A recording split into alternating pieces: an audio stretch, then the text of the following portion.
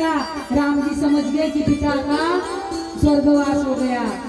वशिष्ठ जी ने राम जी के हाथों मंदाकिनी के जल से जलांजलि दी, जलांजलि तिलांजलि दी और कहते हैं इतनी सभाएं होने लगी, इतनी सभाएं होने लगी।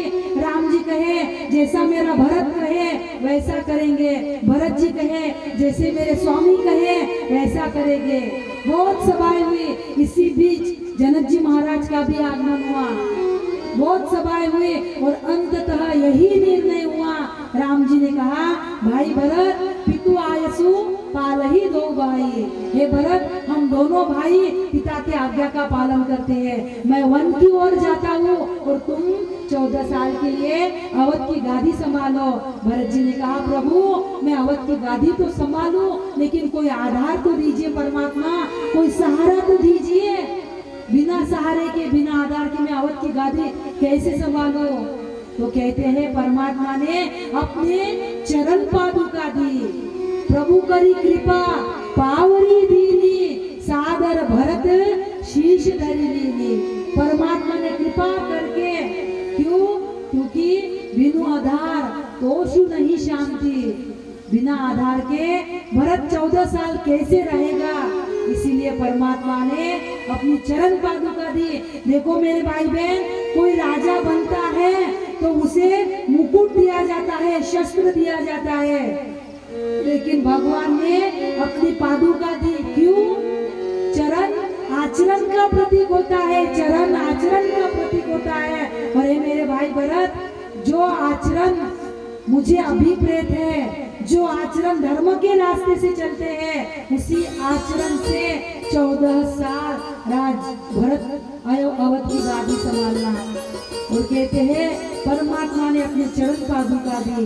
भरत जी 4-5 दिन रहे, चित्रकूट के सभी तीर्थों का दर्शन किया और प्रभु के राज्याभिषेक के लिए जो जल लाए थे भरत जी, वह जल एक कूप में अत्रि मुनि के आज्ञा से डाला गया और कहा गया भरत कूप अब कहाँ ही होगा। यह भरत कूप आज भी चित्रकूट में वो भरत कूप है कि जहाँ सारे तीर्थों का, सारे समुद्र का जल जो भरत जी ने लाया था राम राज्याभिषेक के लिए, वह उस कूप में आज भी है। भरत कूप अब कहाँ ही होगा।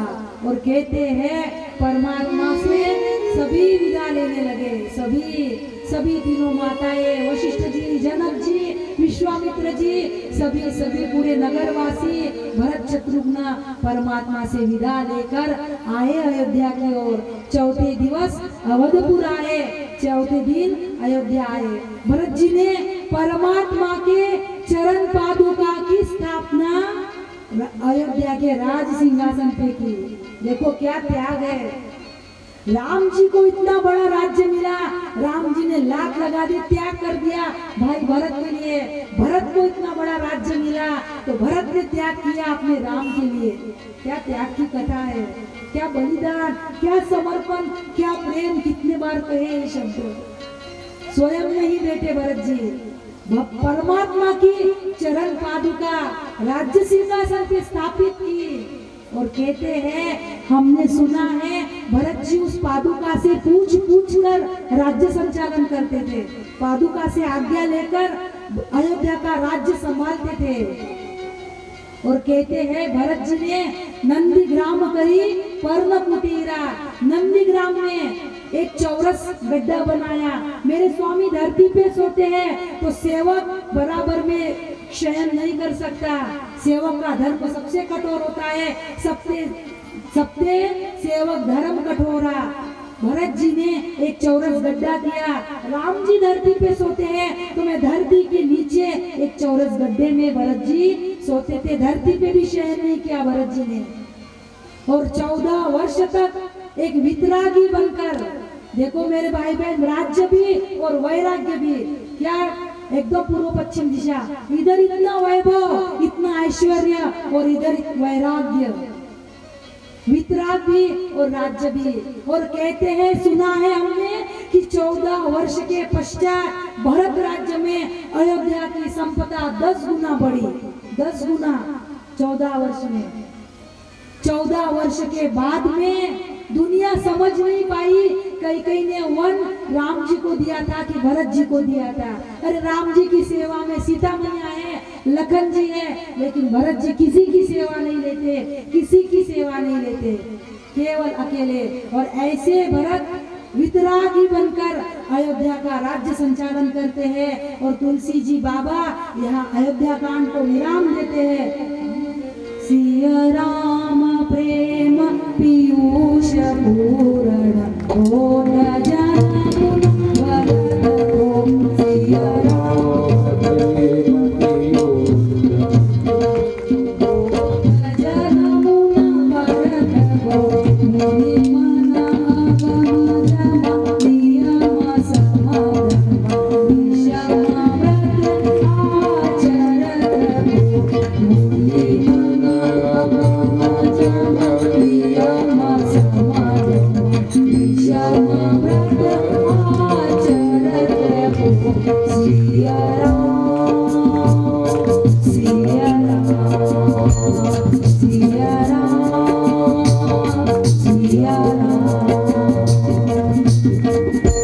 भरत चरित करनेमु तुलसी जो सागर सुनहि।